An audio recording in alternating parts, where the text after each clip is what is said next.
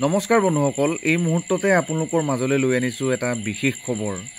ইউনিছ তামুলীৰ কিছুমান কৰ্মকাণ্ডক লৈ পেলাই প্ৰাক্তন নেতা আলফা নেতা জিতেন দত্তই ভয়ংকৰভাৱে প্ৰতিক্ৰিয়া প্ৰকাশ কৰা দেখিবলৈ পোৱা গৈছে।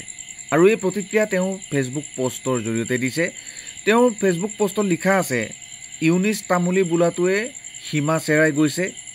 কাৰোবাক বাংলাদেশী বুলি ক'লে বোলে সি ডিঙিত ধৰি দাঙি দিব। গৰুমূত্ৰ খাই লিখা বুৰঞ্জী হেনো সি নামানে। সিহঁতি হেনো বাঘ হয়, য'তে থিয় হ'ব সেইটো সিহঁতৰ এলেকা হৈ যায়। কি স্পৰ্ধা! এই সোপাৰ হৈ আকৌ আমাৰ এচামে ওকালতি কৰে।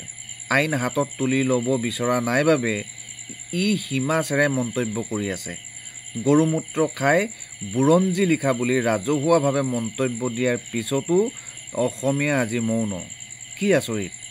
আমি ইয়াক একেদিনাই ঠাণ্ডা কৰি দিব পৰা ক্ষমতা আছে। বন্ধুসকল, আপোনালোকে দেখিবলৈ পাইছে, তেওঁ লিখিছে ইয়াক একেদিনাই ঠাণ্ডা কৰি দিব পৰাৰ ক্ষমতা আছে, কিন্তু নকৰোঁ। ছেকুলাৰসকলে অলপ ইহঁতৰ উদ্ভণ্ডালি দেখি লওক, তাৰপিছত দেখাম কোন বাঘ হয় আৰু কোন গৰুমূত্ৰ খোৱা হয়।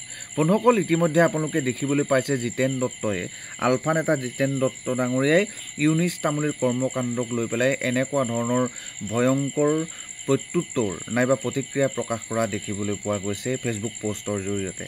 আৰু ইয়াত স্পষ্টভাৱে উল্লেখ আছে যে একেদিনাই ঠাণ্ডা কৰিব পৰা যায়, ঠাণ্ডা কৰিব ভৱিষ্যতে। গতিকে কেনেকুৱা ধৰণে ঠাণ্ডা কৰিব, কেতিয়া কৰিব, এই বিষয়টো এতিয়া যথেষ্ট লক্ষণীয় হৈ পৰিছে।